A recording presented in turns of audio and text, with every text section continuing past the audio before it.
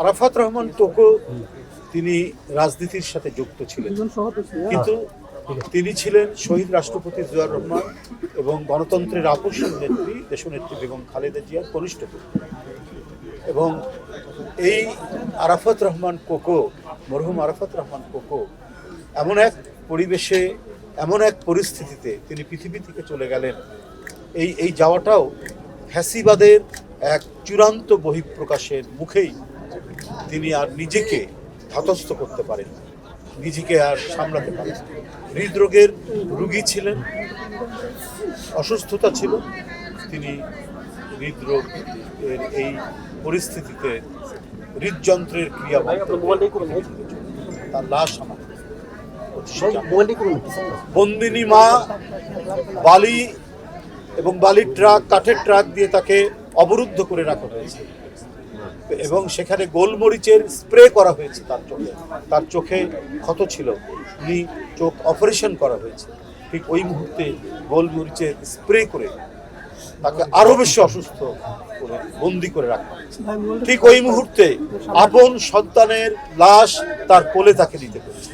এই হৃদয় বিদারক ঘটনা, এই মর্মান্তিক ঘটনা, এই ট্র্যাজেডি, এই বিয়োগান্তক ঘটনার কথা আমার মনে হয় কোনো মহাকাব্যে লেখা আছে কিনা, কোনো ধরনের পৃথিবীর কোনো বিয়োগান্তক ঘটনার সাথে এটা মিল আছে বলে আমার মনে হয়। সমস্ত বিয়োগান্তক ঘটনা, ট্র্যাজেডিকে অতিক্রম করে গেছে এই মর্মান্তিক মায়ের কোলে সন্তানের লাশ। এটা যে কত বড় হৃদয় ভাঙা একটি ঘটনা সেটা বলা যাবে না। সেটা সম্পূর্ণরূপে ছিল একটি প্রতিহিংসার বহিঃপ্রকাশ একজন শাসকের, অবৈধ শাসকের, ফ্যাসিবাদী শাসক।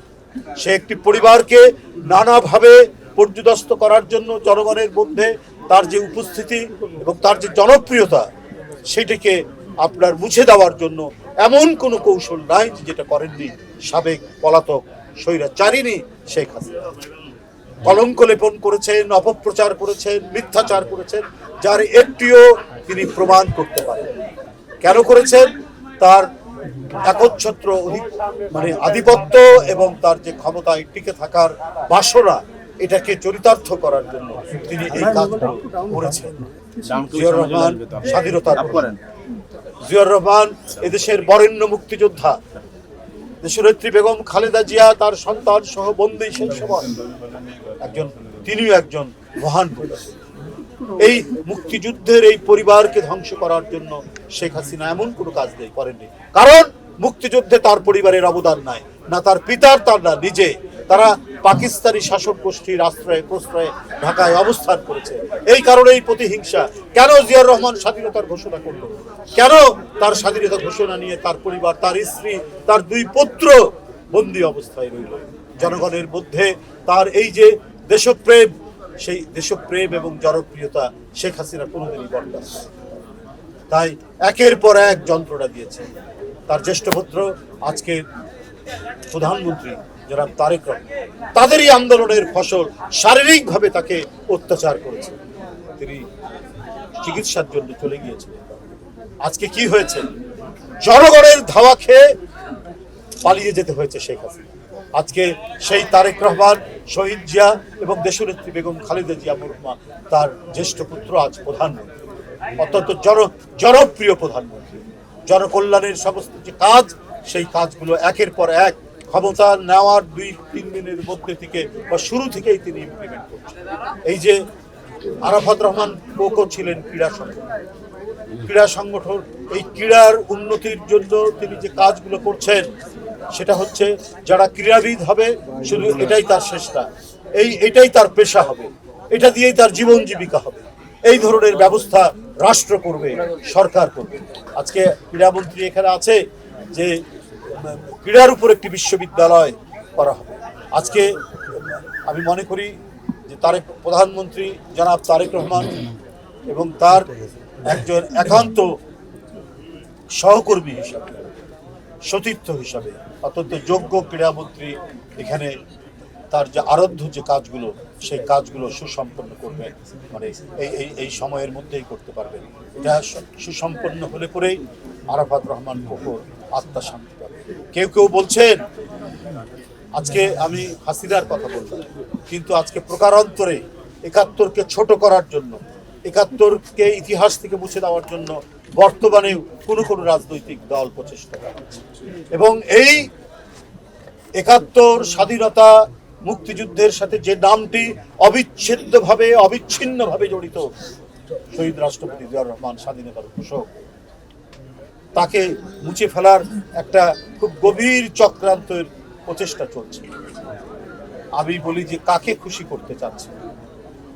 নিশ্চয়ই পলাতক ফ্যাসিস্টকে খুশি করার জন্যই কি আপনারা এই কাজগুলো করছেন? এই প্রশ্ন তো আজকে জনগণের, এই প্রশ্ন আজকে মানুষের মুখে মুখে। একটি চিত্র প্রদর্শনীর আয়োজন করেছিলেন 1947 থেকে শুরু করে জুলাই পর্যন্ত। সেখানে শেখ মুজিবের সাথেই মানুষের ভাষণ আছে, জিয়াউর রহমানের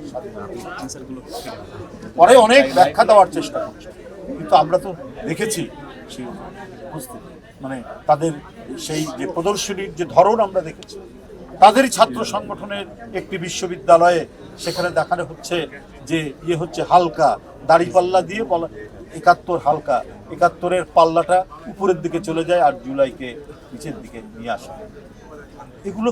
এগুলো হচ্ছে ছোট লোকটি। কারণ আপনাদের প্রতিটি মুহূর্তে, প্রতিটি আন্দোলন সংগ্রামের প্রতিটি ক্ষেত্রে আপনারা করেছেন জনগণের সাথে শত্রুতা করেছেন, জনগণের বিরুদ্ধে ছিলেন। 71-এ ছিলেন, 90-এ ছিলেন, 86-তে ছিলেন, সব সময় আপনারা সেই ভূমিকা রেখেছেন বলে এখন জুলাইকে আপনারা ক্যাপিটাল করতে চাচ্ছেন, পুঁজি করতে চাচ্ছেন। কি ভূমিকা ছিল আপনাদের? আমরা তো প্রকাশ্যভাবে জনাব তারেক রহমানের নির্দেশে বারবার ছাত্র নেতাদের কমপ্লিট শাটডাউন, বাংলা ব্লকেড, প্রত্যেকটি কর্মসূচিকে সমর্থন করা হয়েছে বিএনপির পক্ষে। এবং জনাব তারেক রহমান সেই সময় তিনি বিএনপির ভারপ্রাপ্ত চেয়ারম্যান, তিনি লন্ডন থেকে বারবার ছাত্র জনতার সেই আন্দোলনে তিনি সমর্থন দিচ্ছেন এবং সবাইকে সেই আন্দোলনে অংশগ্রহণ করতে বলেছেন। তো এটা তো ইতিহাস, এটাতে ডকুমেন্টেড।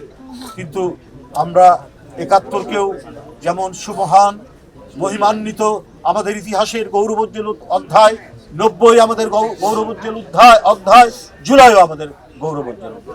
বিএনপির সব মিলিয়ে ছাত্র দল, শ্রমিক দল, শ্রমিক, বিএনপির নেতৃবৃন্দ সহ 450 মানুষ মারা গেছে এই জুলাই গণ অভ্যুত্থানে।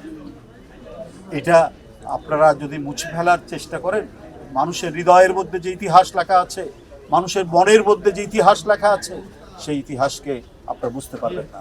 আমরা সশ্রদ্ধ চিত্তে সম্মান করি 71-এর বীর মুক্তিযোদ্ধাদের, আমরা সম্মান করি সমস্ত গণতান্ত্রিক সংগ্রামের এক আপোষহীন সেনাপতি হিসাবে দেশনেত্রী বেগম খালেদা জিয়ার নেতৃত্বে 80-র দশকের যে সংগ্রাম, সেই সংগ্রামে যারা মারা গেছে, সেলিম, দেলোয়ার, তাজুল, দীপালি সাহা সহ তাদেরকে আমরা সম্মান করি। বন্ধুরা আমার, আমরা সম্মান করি জুলাইয়ের মুগ্ধ, ওয়াসিম আকরাম, আবু সাইদ সহ, আহনাফ সহ যারা আত্মদান করেছে, প্রত্যেকটাই মহিমান্বিত। আমরা কাউকে ছোট করি না, কোনোটা উপহার করি না, কারণ এই সব অর্জনের পিছনে বিএনপির অসংখ্য নেতাকর্মীর, বিএনপির অঙ্গ সংগঠনের রক্ত আছে, রক্ত ঝরিয়েছে, রক্তস্নাত পিচ্ছিল পথেই আপনার সেই বিজয় নিশ্চিত হয়েছে। বন্ধুরা আমার, আজকে আমি অনেক গুম খুনের সেই 17 বছরের সংগ্রাম, সেই 17 বছরের সংগ্রামের একটি চূড়ান্ত বহিঃপ্রকাশ জুলাই।